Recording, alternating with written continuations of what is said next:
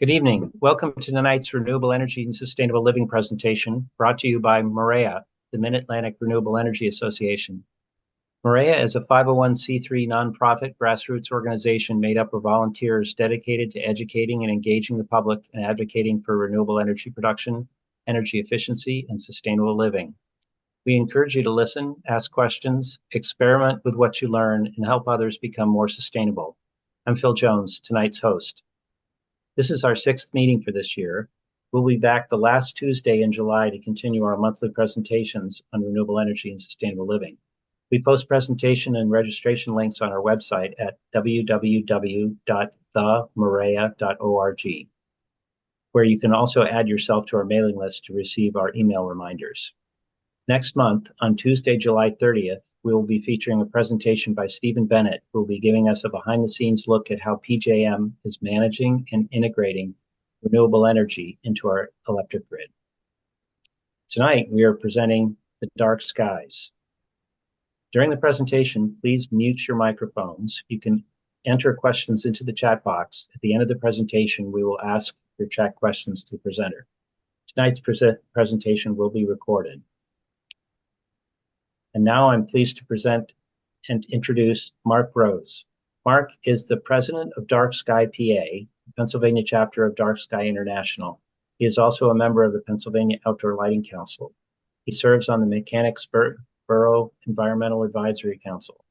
Mark is also a night sky program presenter for Mechanicsburg School District, DCNR State Parks, U.S. Fish and Wildlife Services, Gettysburg College, and local municipalities. He writes weekly astronomy and night sky related articles for the Carlisle Sentinel. Welcome, Mark. Thank you. Thank you so much. I just want to express my and DarkSky PA's gratitude for the invitation and the opportunity to share something that we're passionate about. So I guess I had to click this here. There we go. So thank you so much. And I'm taking a Lenape language course because those are the people that were here, and these same skies that we look at and can enjoy were the skies that they saw as well. So Winishi is thank you. And also Tamike is welcome. Come into my world. So let me go forward here. I'd like you to just enjoy for a moment what our night sky could be. Maybe some of you live where this is what you can see and more. Most people that I know do not, and their view of the night sky and its immersive beauty is something that they don't see very often. This is a picture I took a couple weeks ago of a comet that's in our skies now and will hopefully brighten by towards fall. So I love going out underneath the dark sky, and sometimes it's just, I love the telescopes and finding things, but sometimes it's just enjoying the beauty, and it's stunning when you think about it. And I grew up well in my adult life, Star Trek and all the other ones, so we like to imagine ourselves on a starship going through amongst the stars in the heavens and seeing the beauty that's there. And so we actually do have one of those, and we are living on it, except in many cases somebody has pulled the blind down on us, and we can't see out the windows, but it's all there nevertheless. So not only is missing the beauty of the night sky an issue, but there's other problems that come from the issue of light pollution and how it's hiding our night sky and taking that resource away from us.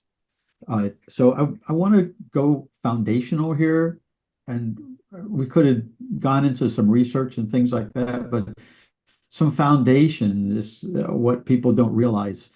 Uh, Most people that I talk to don't realize. So, and this is after a number of years being in dark sky. DarkSky International was an advocate, uh, and reading a lot, listening to research. This is what distilled in my head.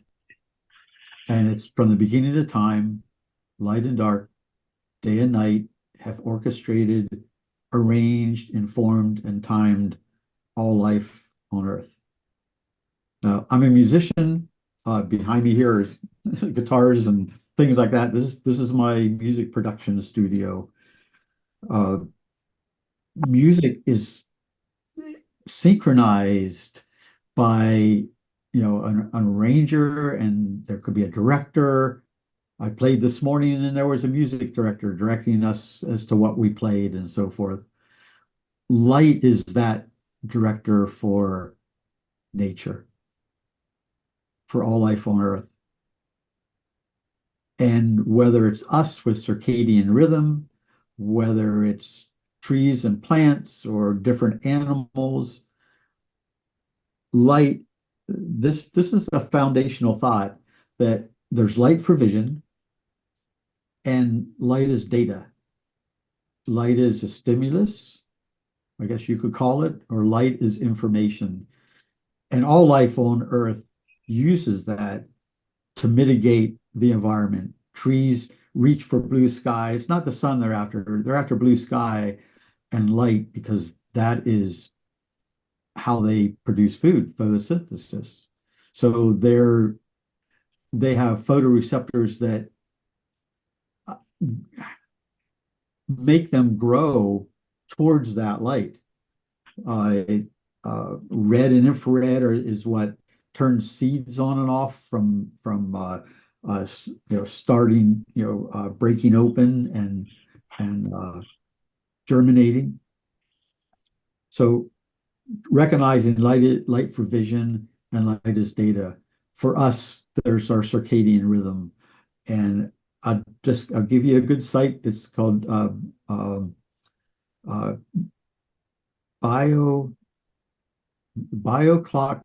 Consortium. If you look them up, what they are, they're circadian science, which is a fairly new science. 2000 is when the mechanism was found. There was a Nobel Prize for that, identifying the mechanism of our circadian rhythm. So our rhythm of how our bodies work is governed by light and dark, by spectrum, blue and red, and dark. And when things get out of sync, it's a desynchronization. BioClock Consortium talks about, they have a book that's still in another language, so I can't get to it yet, but it's called The Clock with 15,000 Hands. And it's about us, 15,000 hands. So there's clocks in our every organ that we have. There's clocks in the fat cells in our skin.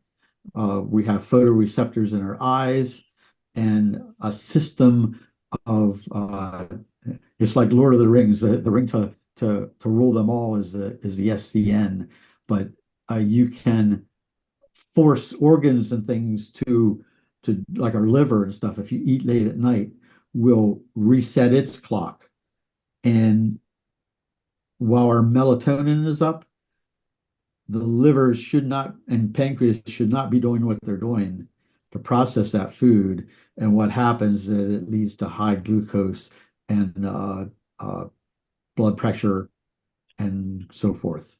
So eating at the right time of day as governed by light. And we won't get synchronized again until the next day. Should be the next day instead of at night. If we get blue light at night, it will restart our SCN, which controls everything. So our metabolism is controlled by that. So it's a powerful stimulus, most powerful one I can think of. So when electric lighting came to be, it was expensive, and that kept the damaging effects. They lessened them, kept them at bay. Our problem now, and if you think about this, maybe my parents' generation had some. My generation was the first one that lighting became much more common. And in my children's generation, but in our grandchildren's generation is the advent of LEDs. And it is incredibly pervasive. They're efficient. They can be more can be bought, more light can be, emitted by them for the same cost. So our problem now is that we're at the point of we're disrupting nature's natural cycles of light and dark. And I was at a summit from with the U.S. Fish and Wildlife Services in February, and even though I had been aware of all this stuff, the the facts that I heard stunned me. And there is a degeneration and collapse and destruction of natural habitats that's going on. There's some that are 50 to 70% population decline. And we'll talk about that more later. Maybe I'll just say the one now. The one that's really stunned me was a researcher from Cornell. She pegged it at we're losing 1 billion birds a year. And I thought that was pretty stunning. And that's because of light drawing birds into urban areas and they're colliding with buildings. There's no food for them. There's no shelter. It's the most dangerous scenario for them. We're losing 1 billion of them a year. We just can't sustain that. So plummeting population of birds, insects, and whole disrupted ecosystems because we're using past practices with modern lighting. It has more blue spectra and is brighter and more prevalent and numerous than ever. So some of the things that have hit me this year, I'm taking the Lenape language. So Native Americans, and I use star stories, Native American star stories during my night sky programs is something that people haven't heard before. It's a story, but it has a purpose. It teaches. And so Native American peoples, that's how they teach their children and their grandchildren about their culture, about how to treat people, how to live, morals and ethics. It's like Aesop's fables. So when I go out, I'm using the night sky as my storybook. And they are doing the same thing. And so preventing their view and their children's and grandchildren's view of this night sky is actually, I call it here colonialism. It's erasing those cultures and preventing their access to something that encourages their culture. So as a musician, an invisible night sky, and I talked to some kids down at the Helicopter Museum in Westchester on Saturday. They can't see any stars where they live. There are none, absolutely none. And so as a musician, a songwriter, I have in my night sky programs, I have a playlist of well over 100 songs that I just picked, and I'm finding more all the time. So that is a huge inspiration to faith, art, dance, music, writing, poetry. The Song of Hiawatha by Longfellow is taken from Ojibwe star stories. So what happens if we don't have that? In education, there's this encyclopedia of curiosity, and so I do see there's a discussion of lighting justice going on, that people in urban areas can't see the night sky because their neighborhoods are so overlit in a bad fashion that they're losing access to that. And so it's encouraging our children to look up at the sky and wonder, and that those children are our future professional scientists, whether it's astronomy or whether it's chemistry or the night sky is the root of all those sciences. The latest Nightscape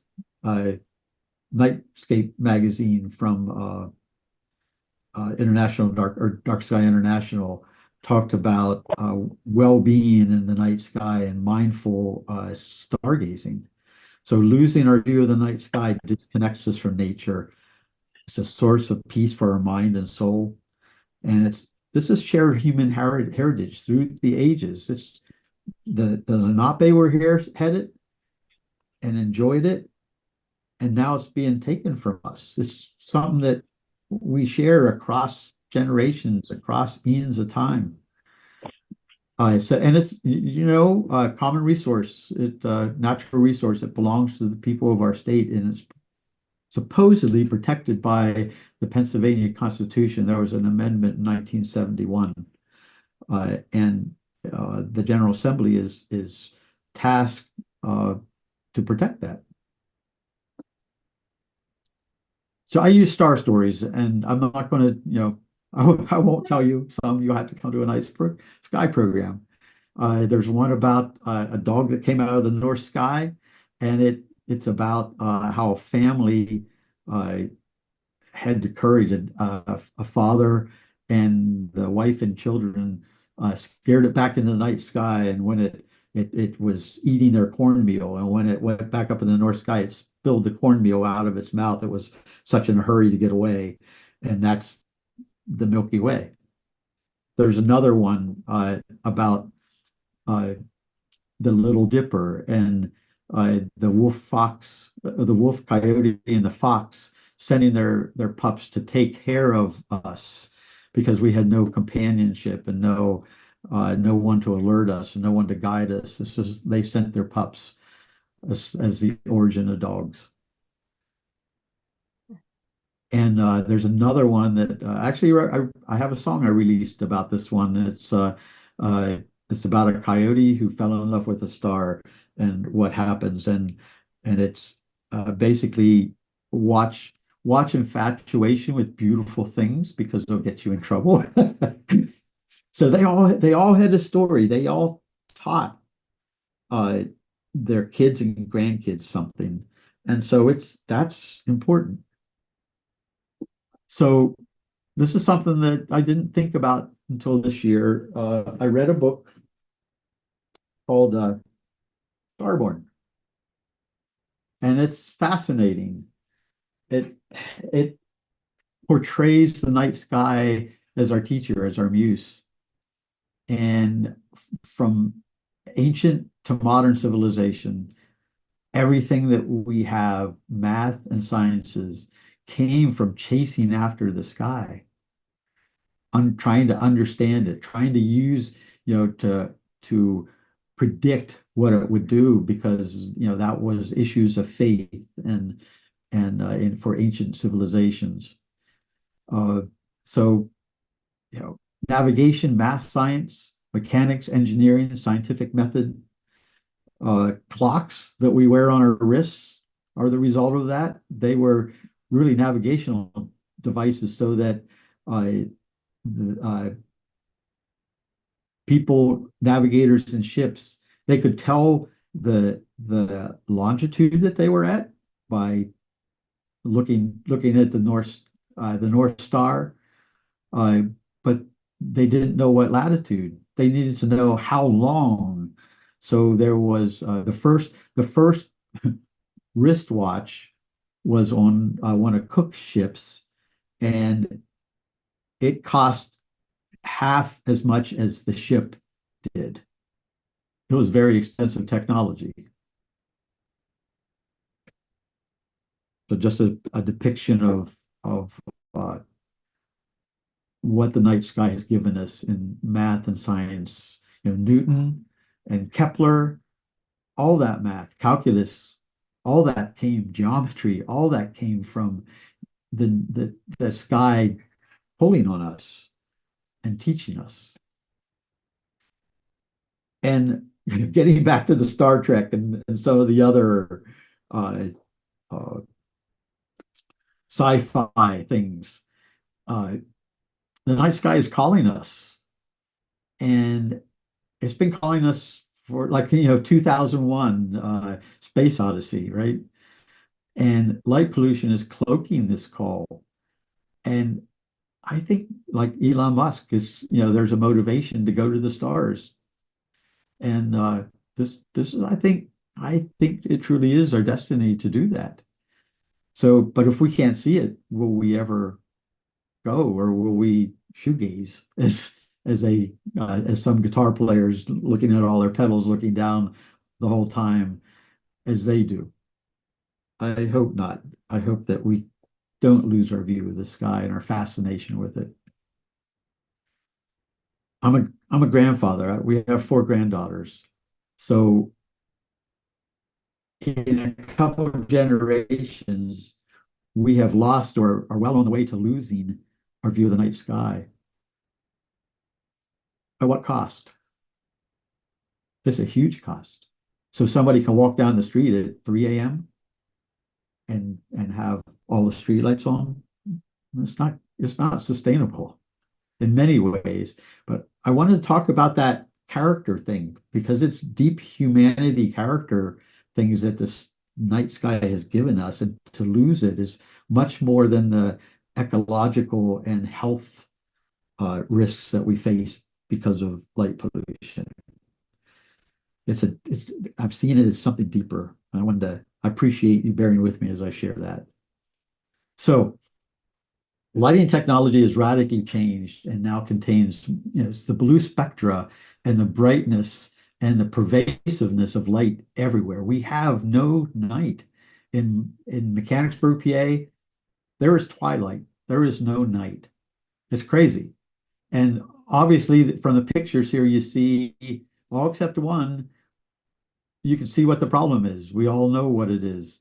That middle one on the bottom is a problem because I took that from, it's an AI generated image, but there was a presentation done by a fellow from the National Park Service that they showed this valley just like this. And the town at one time lit up the sides of the mountain. They have contained their light down into the valley now. The mountains are again dark. And he said, "This is really good." And I said, "That's not good." Because what's happening is that the biodiversity, the creatures in the area surrounding up at, they're in the dark areas, they're still being drawn to the light. It is vacuuming the biodiversity out of the surrounding terrain for miles. It's not good.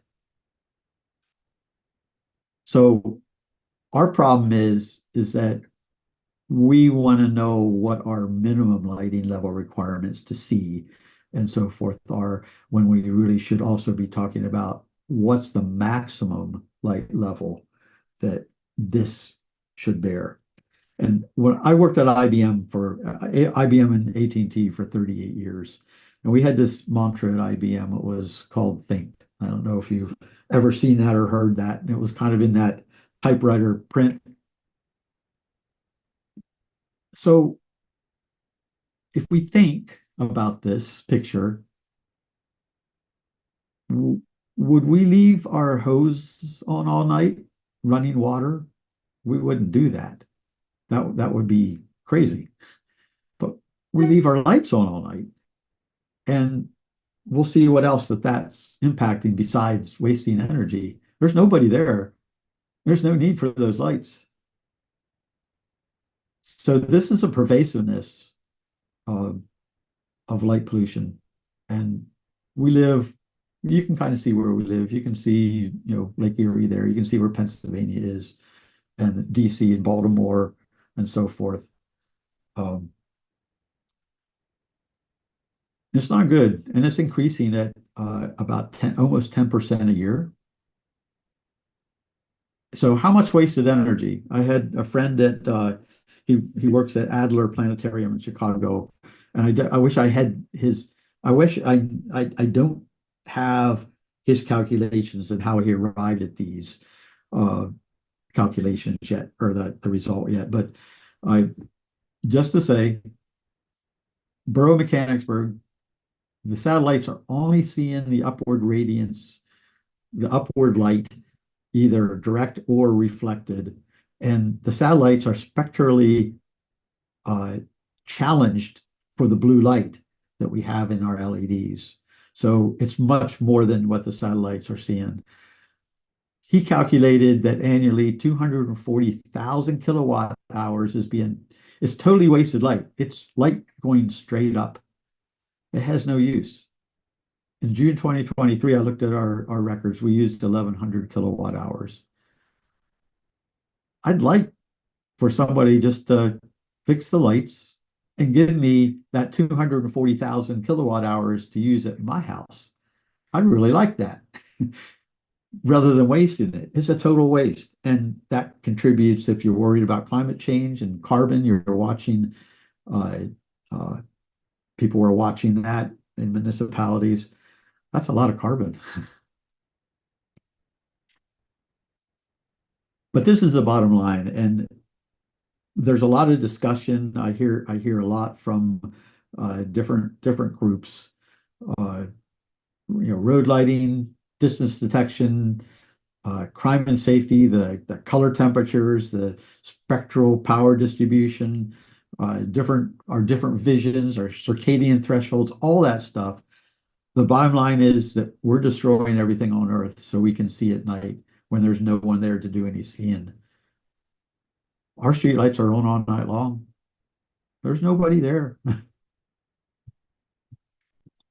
So I want to go through this quickly, but it's things that, would be a good discussion. Why aren't we talking about light pollution, responsible lighting?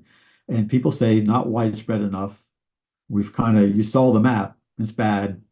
Not pervasive enough, it is. And you can go outside your house and look. Not recent enough because there's data coming from the 1950s, but that it's increasing. It's exponentially increasing because of the blue spectra and the amount of LEDs are cheap to implement. And it's not a big deal. It's a really big deal. If you go back to that first statement I made, that everything on Earth is orchestrated and arranged by light and dark. So sky glow, how much? I have an SQM meter. My SQM reading here is about 18 magnitudes per arc second squared. That doesn't mean that number doesn't mean a whole lot, but 22 is a that's a very pristine sky. It's usually a little bit under 22, and Cherry Springs will be a little bit under 22. I had Colonel Denning here close to me was 21:31. So that was a pretty dark night. But anyway, here at 18, that is almost 40 times, 39 times, almost 40 times the natural sky's brightness.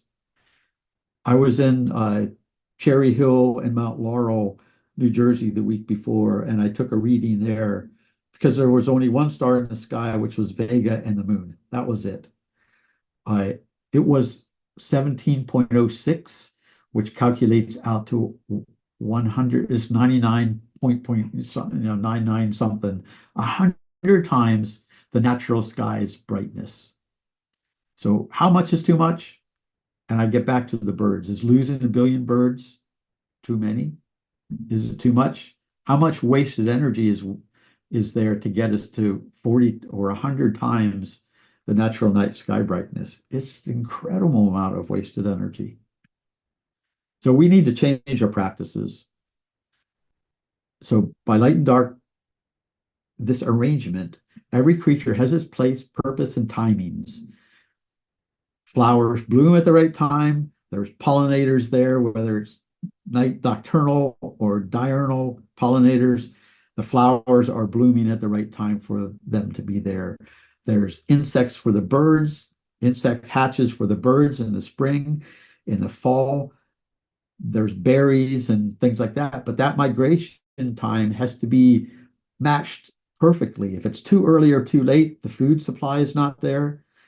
The birds, insects, whatever you have, will not make it.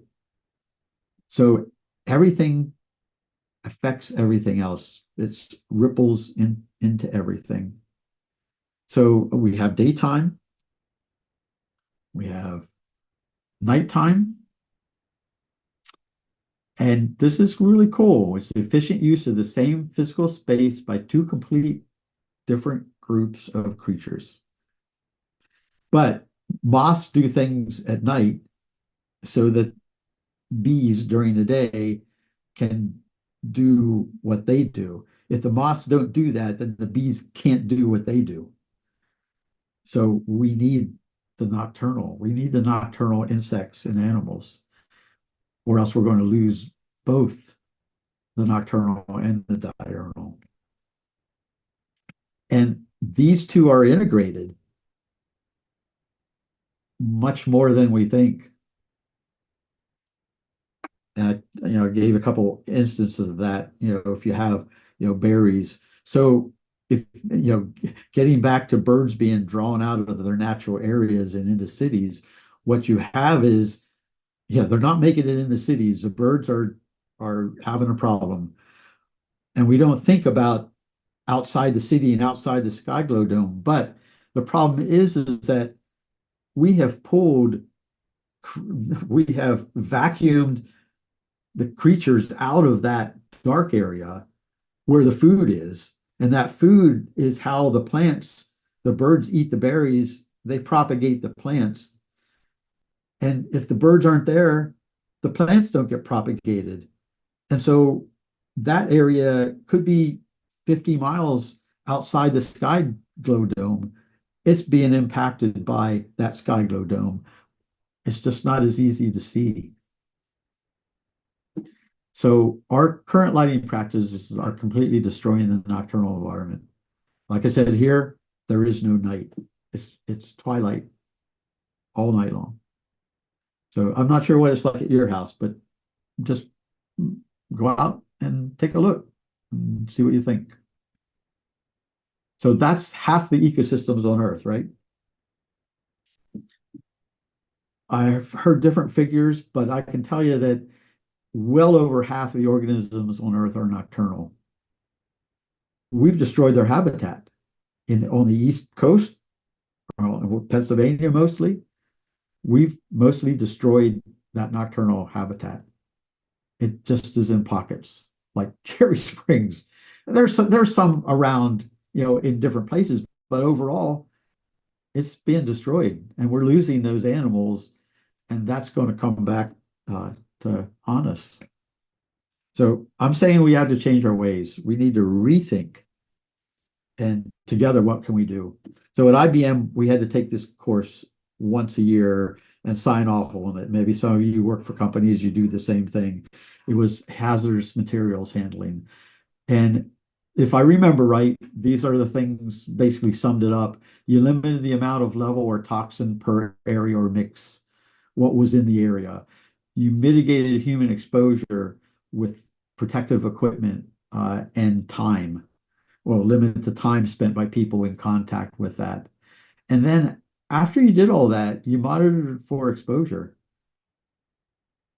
Even though the research is pointing out that humans and ecosystems, animals, insects, every life on Earth is being affected by light, we're not effectively monitoring that. So IES and DarkSky International put together these 5 lighting principles for responsible outdoor lighting. And these are like that hazardous materials handling, right? Is trying to constrain the exposure and limit the time. So use only light when it's needed. We don't use 5 times the amount of fertilizer or pesticide on something just because, oh, it was good. It did good. So let's use 5 or 10 times the amount, right? We wouldn't do that. And light, we had to think of the CIE actually called light a phototoxin. Uh, so targeted so that we constrain it to the area. It's only where it's needed. That's a low level. It should be no brighter than necessary for us to see. And our problem in many areas is that we install lights and all it does, it changes our dark adaptation level. We can see pretty well in some low light situations, not no light, but low light. All we do by adding light is we've raised our adaptation level, and the top end of our vision is the glare and disability glare. All we're doing is taking that up and we're losing dynamic range. We're losing visual acuity by how we're doing our lighting. So controlled, use light only when it is needed. So our street lights out here, they don't need to be on at 2 in the morning. They really don't. The school across the way with 140 lights on all night long, they could have some security lights. All those lights don't need to be on. Uh, high uh, high CCT or lights that contain blue are much more effective, and you know this by our irises. You use red light at night so to maintain your night vision. If you look at a bright white car light, your night vision is gone, and you really can't see beyond that white light in those cars, or a bright white street light. You're going to lose visual acuity. It's not safe. It's for crime, it is not safe because you can't see. You can be seen when you're in the light, but you can't see outside of that light. So warmer colors are less effective at changing our light adaptation. They're easier on our eyes or easier on our vision. So it's just like the hazardous materials handling. This is how we do it with light, and these are the principles that we should use to do outside lighting. Also, the type of luminaire is really important. There's a lot of vintage acorn lights that are being used. If you're looking at energy waste, that the energy from above 30 degrees on both sides of that light is all wasted. The light has no purpose. It's not doing anything. There's no useful purpose for it. It's just energy waste. And so if that's 70% of the light, that's 70% of the energy that takes to energize that light. That 70% is wasted energy and additional carbon and wasted money. The next light is still very bad. There's a lot of waste there. My street lights here are like the bad one there. It's going straight sideways. It's light trespass. And for our own health, we don't need light on our houses at night. If we want to turn on a light, we can. We don't need street lights to do that for us. The better one is fully shielded. And even better than that is a timer or motion sensor. We have motion sensors here on our outside lights. They're off unless somebody comes up our driveway, which is a short driveway, or is like close to our back deck. Then the lights will come on, but then they'll go off again. So timers and motion sensors are a really good thing. Plus, how much, if you have a light that's on for all night long, as opposed to maybe 3 or 4 hours, how many hours, 12 to 6, 11 to 6, all that energy, it's all waste. If there's no one there, it's all wasted light, all wasted energy. So is there another choice? I don't think so. We need to learn to coexist with nature, and we need to be aware of these things. And this is a funny slide, but I hope that the animals will be there to come for us, because if we keep going the way we're going, they won't be. And that's pretty sad. So, so DarkSky International and DarkSky PA, this is the things uh, that we're after, that we're chasing after, and invite you guys to help us. Be even being aware, talk to your neighbors. Once you see it, once you see things like trees with their leaves on in the wintertime, or trees that are the sector that has the light in it is dead. People don't notice those things, but after you hear about them and look for them, they're there.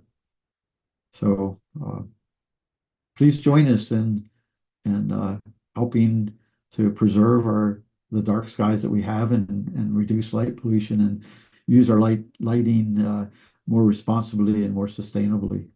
So thank you.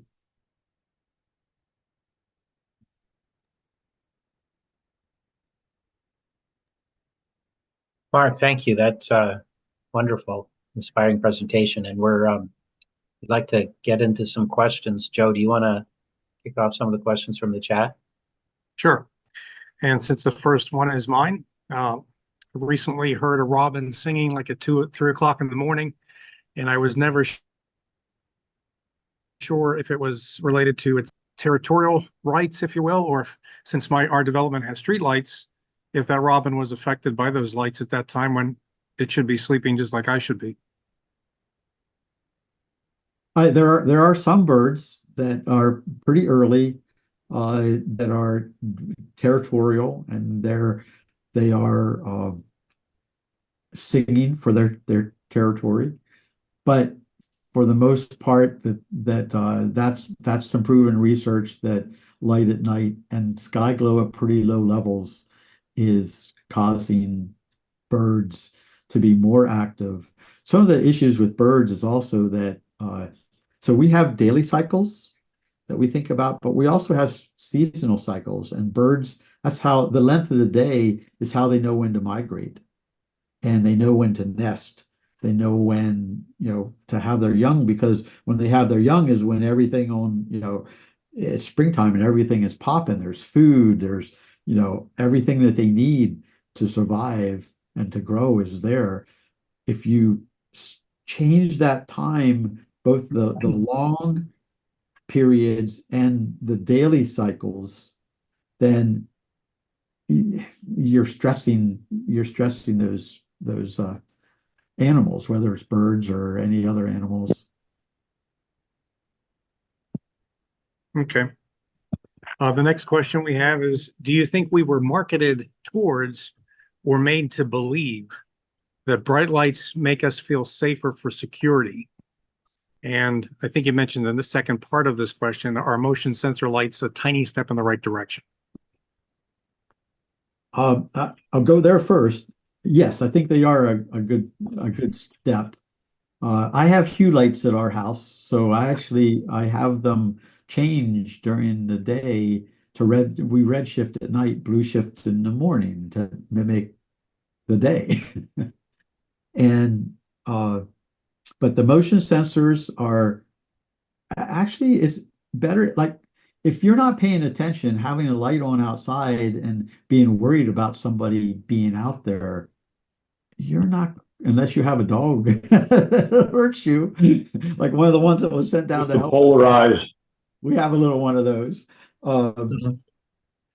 The lights coming on are a good, when that comes on, and it could be a cat, it could be wind blowing one of the trees or something like that. Sometimes they'll come on, but for the most part, if it's in the middle of the night and we hear something and I go out and that light's on, it's like, I should go outside and check on things. So I think that the motion sensors are really good. It doesn't have to be a bright light, because understand that the brighter the light is, the less that you can see into the shadow.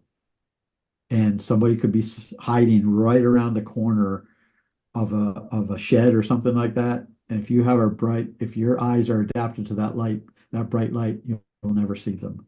So minimum level low color temperature, and you'll be able to see into those shadows. So yes, I think there's been a couple of sessions on dark sky where they talked about how, society itself, light good, dark bad, but you have to look at it from being an opportunistic criminal, that I need to see. If you light something up, it means that there's something there to protect. And oh, by the way, I can see really well to do what I want to do. And hope if I'm quiet enough, you'll never know it. Our lights out front here are way too bright. Originally, our HPSs were like 7 lux. These new lights in the middle of the street are 60 lux, almost 10 times the brightness.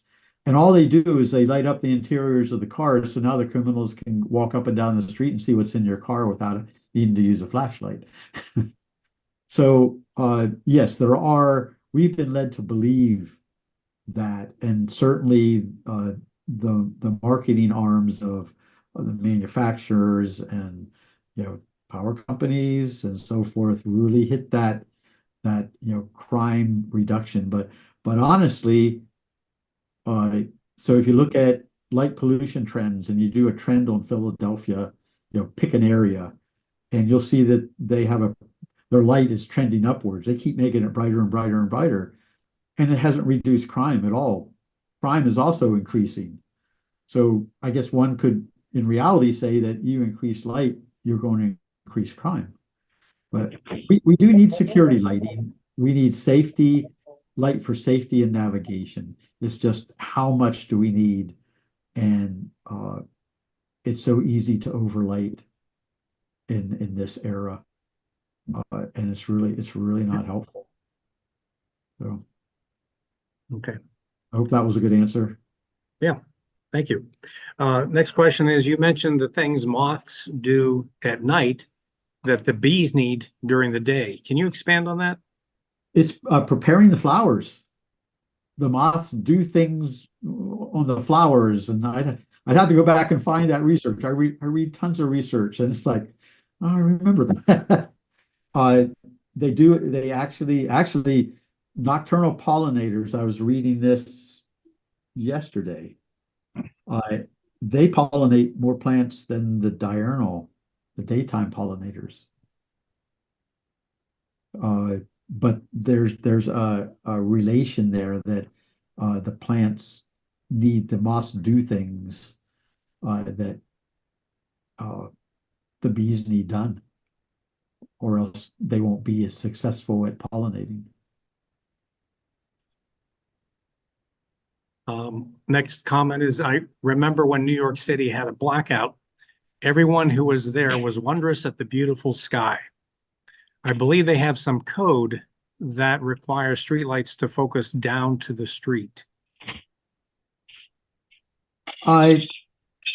Yeah, maybe not. Because if you look at their streets, they are grossly overlit. You can see on the light pollution map that they can't get any much brighter until people will be needing to wear sunglasses at night. Some of what the satellites are seeing are reflected light, and asphalt is like the moon. It's really the same. The moon is really the same color, and so that same the street lights are shining down, and then that gets reflected up. There's also, as far as sky glow goes, there's the Rayleigh factor, uh, which is the scattering of light due to molecules in the air are the right size for that frequency of light to interact with and scatter. That's why we have blue skies. And that's why at night, when the sun has to come through more atmosphere, the blue light gets all scattered away. And what we see is the red light. That's why sunsets are red. So that blue light scatter is a big component of the sky glow domes. What the satellites are seeing is even if the uplight is what they call uplight zero, U equals zero, if the light shining down is too bright, you're getting reflection. It's like, you go to a car dealer and it's reflecting off the cars, right? So that's it could be reflection from that, but it just means that the lights are too bright. We don't need that much light, and which is wasted energy again. So As an advisor to Mechanicsburg, have you been able to move politicians or others on this subject? And do you have any suggestions for how to approach the subject with people who may not be thinking about it? most people are not thinking about it. It's becoming more and more. I know down in the southeast area, I'm getting more and more emails from people looking for information and actually people in official positions that are wanting to know more about it so that they can bring this to their municipality. Here, there's good and bad. The original, when they replaced the HPS lights here, long saga, but they gave the EAC one night to author a response. And we did that, and we said, you need to hold on because we don't have all the specs from the power company that was installing the lights. They didn't provide any specifications, and there's no project completion criteria here. They just can do what they want. And that's not how you do LEDs. They're not the same as HPS. You have to do them differently. You have to be careful about what you're doing. What they ended up doing was signing the contract. The power company put up the lights. They're atrocious. There's crosswalks that aren't lit. There's houses lit up to the third story. And rooftops, light trespass, really bad. But until people get a hold of that, it could be making them sick. Now the borough officials know that it's a problem. They don't like the lights either, but they're stuck with them for the next 20 years. Unless somebody sues them, maybe, I don't know. So I guess the positive part of that is that what we told them before they put up the lights has come to fruition, and it has backing up everything that we said. So now moving forward, they're working on lighting ordinances and so forth to help that a little bit, but I don't know. Unless those lights get changed out, it's going to be a long. Here, I actually called the power company. They came out and modified the light with a modified. It wasn't meant for that light style. A shield, a outside shield, even though it's across the street from us. And they used some of that material, the screen that you put up for infants in car seats and car windows so the sun isn't in their eyes. And they put that inside the light, and that reduced it. Because I know I measured it at our house, and we were above 5 lux is the threshold of affecting human circadian rhythm. And we were like 10 lux. It was double it. And I said, no, this is not acceptable. So good and bad from that, but I think we have convinced a number of people, and I have a lot of allies on the EAC and a number of the other committees as well. So I guess that's positive. Not like I wanted it to turn out. I'd hoped it to be better, help people more, but we'll see how it goes. And there's another comment along the same lines, in that with our polarized, highly energized political environment with such urgent issues, how do we get interest and even start a conversation about lighting? I think you've alluded to some of those, but if you have any additional tips this isn't a political issue. This is a human health and well-being and ecological nightmare. And uh, politics has, talking, there's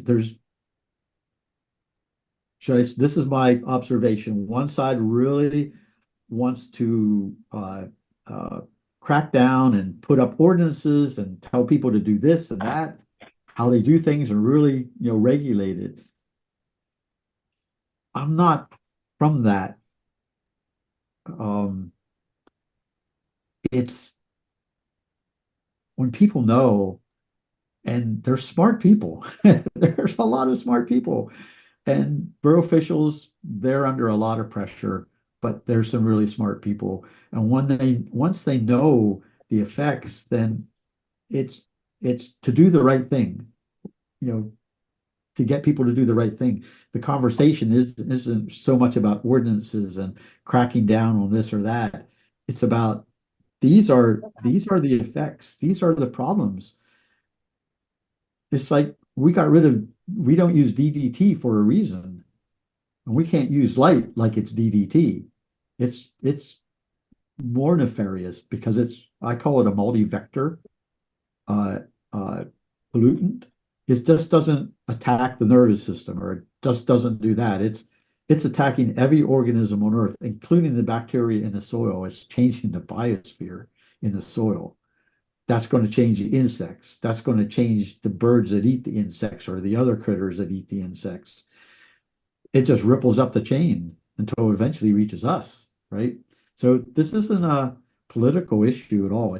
But it's how it's approached. And I like to give people license to. We're talking to some Philly IES folks now. They're the pros at lighting. They know how to do things. We're sharing this concerns with them, but it's people like that that are going to engineer the designs that get us quality lighting instead of quantity lighting. And I think that goes beyond political and even borough ordinances and things like that. Eventually, this is going to, flatten out, but how long is it going to take, and how much harm is going to be done? There was two magazines. One was the British Science Journal, has a big long name, philosophical or something. The other one was the Science Journal. They both had special editions on light pollution last year, and the one introduction in the Science Journal said, "Hey, it's easy. We just get people to turn off the switch, right? And that fixes everything." The problem is it doesn't, because we've already done damage. And how much more damage can we do? 1 billion birds a year. How many more can we use? How many years can we go like that before we do have the silent spring that was talked about in Rachel Carson's 1971 book, Silent Spring, right? How many years of 1 billion birds a year can we sustain? So it's how we approach it. Smart people need to do smart things and figure out, supply the light we need to do the things that we need, and limit the damage that it's doing. So Okay. everybody has something to bring to the table. We have a couple thank yous and a note from a Penn State master gardener that comments that part of their continuing education talks about nighttime pollinators such as moths and bats. Yes. We share that information with second graders in our outreach to county schools. Yeah. I'm actually working with in a dialogue with Birdtown, PA. And so there's Cornell had a newsletter that talked about swallows and some martins and swifts, that their species are those that are nocturnal. And so we're talking about, so how do you do your yard, your backyard, that it makes a nocturnal? What do you plant there to encourage nocturnal insects, nocturnal pollinators? And if you encourage nighttime active insects, you're going to have nighttime active nocturnal birds eating those insects. They're going to be healthy because we have provided that environment for their food, right? So creating a nocturnal environment is something that we can do to increase the health of the habitat in our own yards. It's a small thing that we can do, but I think it's, a good thing. So that was a great comment. I'd like, if you know more about those things, please let me know so that I know them and could share them with other people. So I appreciate that. I think that's about it for the comments. We got a number of folks saying thank you. Someone loves your guitars in the background. But thank you very much. Very interesting. Yeah, thank you. I hope everybody enjoyed that and that it has raised some curiosity. And go out and look at the stars tonight. Maybe we'll see if there's clear sky. There's some beautiful things, especially this time of the year. We're facing in towards the center of our galaxy. In the wintertime, we face outward. Our nighttime is outward. So that's galaxy season. This is all the nebulas and star clusters. There's, even with a pair of binoculars, searching, if you know where the Northern Cross is, Cygnus, and if you can find Vega is a really bright star, and Lyra, the constellation of Lyra, and down through Sagittarius and through Scorpius. That's the Milky Way. And if you use a pair of binoculars, you'll be blown away by how many stars are out there. It just goes on and on and on. You'll be able to resolve some, but as it goes into the distance, it just becomes like a milky. You can't resolve those stars, but they go on and on and on and on. It's just crazy, amazing, and beautiful. So, And you mentioned that comet getting brighter over the later summer months. Which comet is that? Do you know? that is it's C/2023 A3, and it's spelled TSUCHINSHAN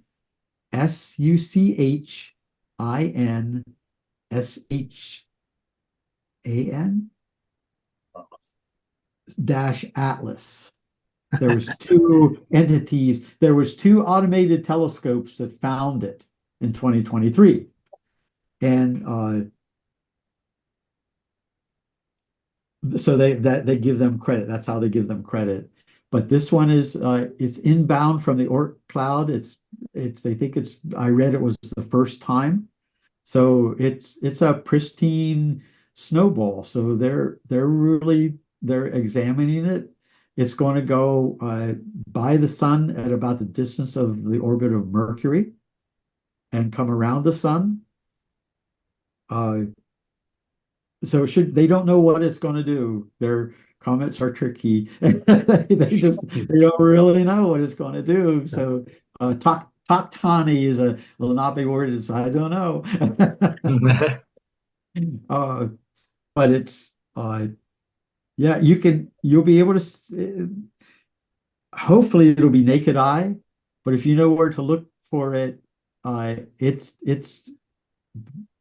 close to binocular. I have a 50 millimeter that was taken with a 50 millimeter scope called a Sea Star, and so it'll be faint, but you'll be able to see it, and hopefully it's going to get brighter and brighter and brighter. Well, thank you. Thank you so much.